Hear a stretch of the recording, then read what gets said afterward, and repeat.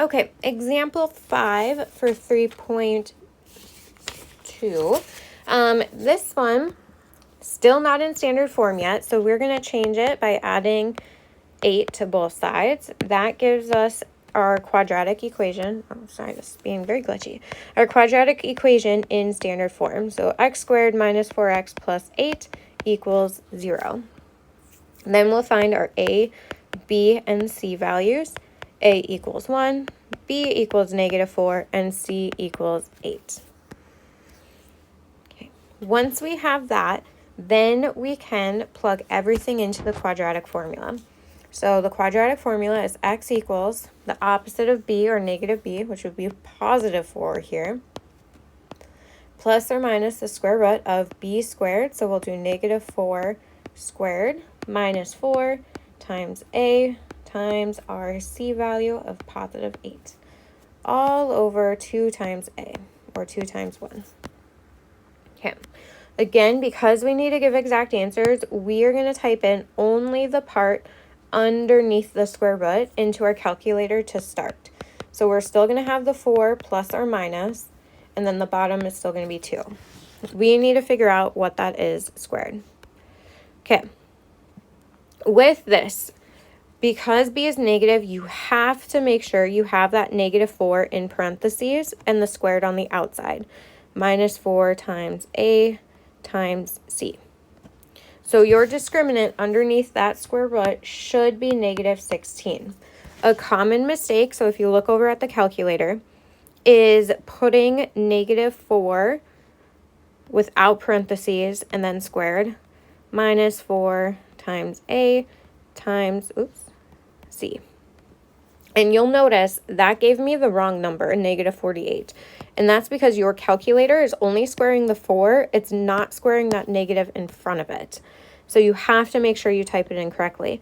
Same thing if you did -4 squared in parentheses, like this, it's also going to give you the wrong answer, because again, that squared is only squaring the 4, not the negative with it.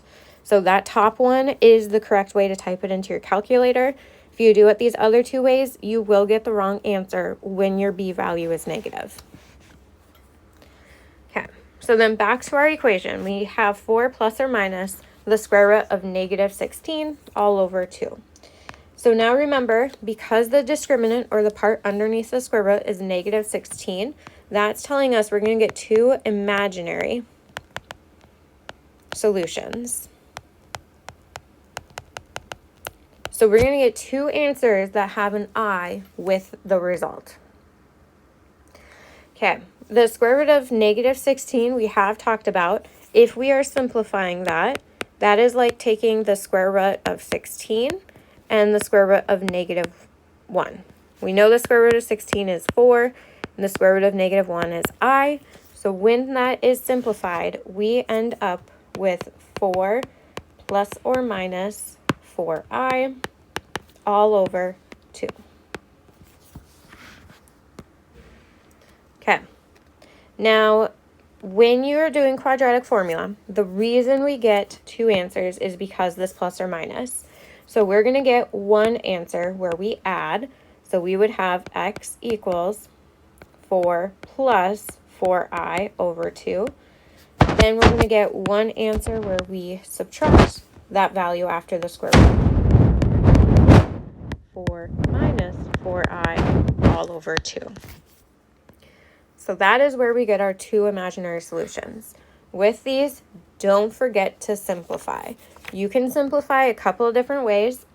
The way that I feel like people make less mistakes is when you separate it into 2 separate fractions, like we have done when we were putting it in standard form, and using that to just simplify one part at a time. So 4 over 2, 4 divided by 2 is 2.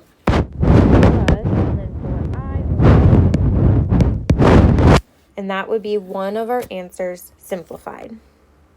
Then our other fraction over here, again, we'll simplify it by first separating the 2 fractions and then simplifying each part. So 4 over 2 is 2, bring down the minus, 4i over 2 is 2i.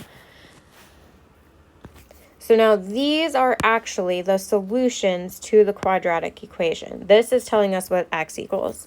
Before, when we were finding the discriminant, that told us the type of solutions, which we know we did it correctly because we have two answers that have imaginary parts.